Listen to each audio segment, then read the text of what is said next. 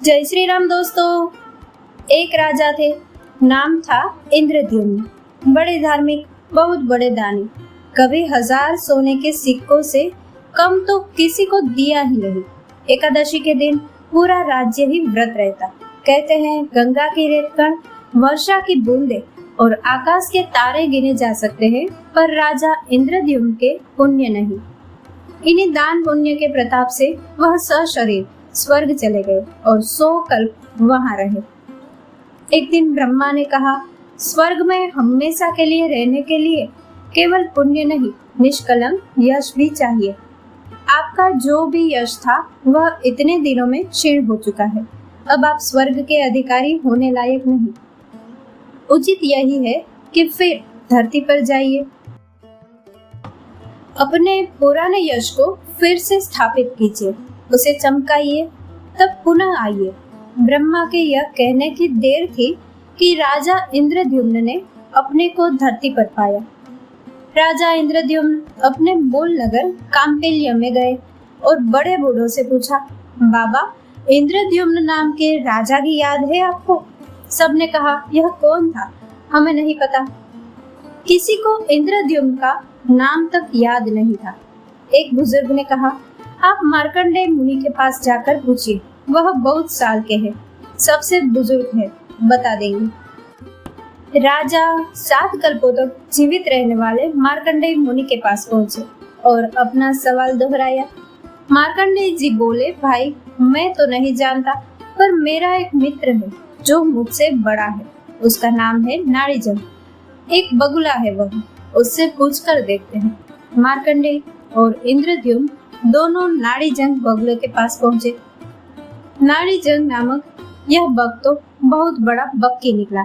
उसने पहले तो अपनी एक लंबी कथा सुनाई, फिर बोला कि मुझे भी नहीं पता। आप प्रकार कर्मा उलूक के पास जाओ, वह मुझसे भी बड़ा है, दूर दूर तक की खबर रखता है। सब प्रकार कर्मा उलूक के पास पहुंचे। बहुत बूढ़े हो चुके उस उलूक ने कहा, मेरी याददाश्त कमजोर हो चुकी है, विश्वास से कुछ नहीं कह सकता, पर यह बात यकीन से कह सकता हूँ कि अगर ऐसा कोई राजा हुआ है तो चिरायु गिद्धराज को पता होगी। उलूक की बात सुनकर सब चिरायु गिद्ध के पास पहुंचे।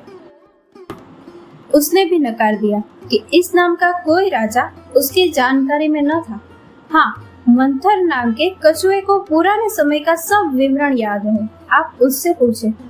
अब इंद्रद्युम्न और मार्कंडेय मुनि के साथ साथ नाड़ीजंग बगुला, प्रकार कर्मा उल्लू, चिरायु गिद्ध सब मानसरोवर में रहने वाले कछुए मंथर के पास पहुंचे।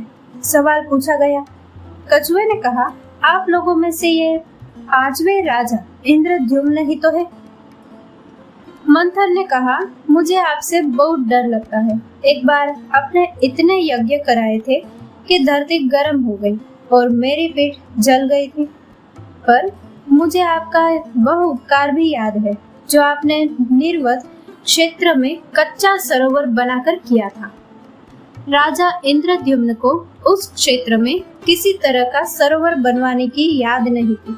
असल में राजा ने एक बार इतनी गौएं दान में दी कि उनके खुरों के उठापटक से एक बहुत बड़ा गड्ढा बन गया और दान के बाद हुई वर्षा ने उसे लबालब भर दिया।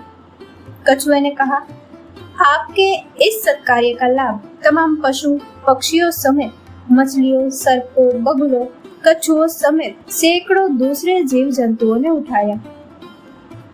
कछुए की निशानदेही पर राजा इंद्रद्युम्न के सत्कार्य और यश का सबूत मिल गया और वह स्थापित भी हो गए।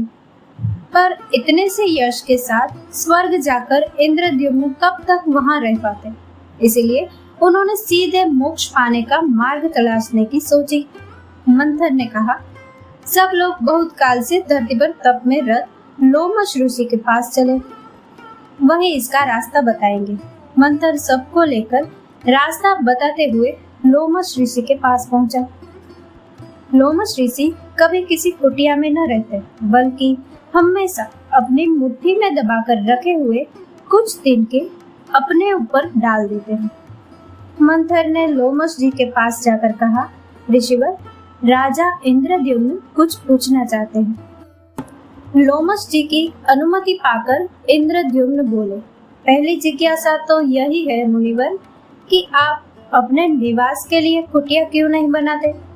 लोमश मुनि बोले, यह शरीर निश्चित ही नष्ट हो जाना है, ऐसे में घर निवास क्यों? यौवन, धन तथा जीवन सब नष्ट हो जाना है, इसलिए दान ही सर्वश्रेष्ठ है। राजा ने दूसरा प्रश्न किया, आपको यह लंबी उम्र तब से मिली है या दान के प्रभाव से?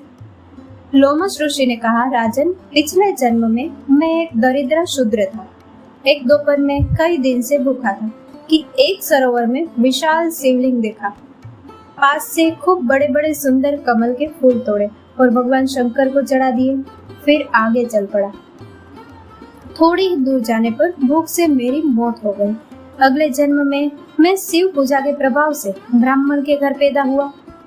मुझे पिछले जन्म की सारी बातें याद थी, इसलिए हमेशा चुप रहता और शिव की पूजा में लगा रहता। माता पिता के मरने के बाद सगे संबंधियों ने मुझे गूंगा और बेकार का पुजारी समझ त्याग दिया, तो मैं और भी लगन से भगवान शिव की आराधना में डूब गया। इस तरह 100 साल बीत गए तो भगवान शिव मुझ पर प्रसन्न हुए और उन्होंने मुझे प्रत्यक्ष दर्शन दे लंबी आयु का वरदान दिया। यह सुनकर राजा इंद्रद्युम्न, चिरायु गिद्ध, प्रकार कर्मा उलूक, नाड़ी जंग बगला और मंथर कछुए ने भी लोमश जी से शिव दीक्षा ली और तप करके मोक्ष को प्राप्त हुए। दोस्तों, इस कथा को लाइक, शेयर और हमारे चैनल को सब्सक्राइब करना ना भूले। जय श्री राम।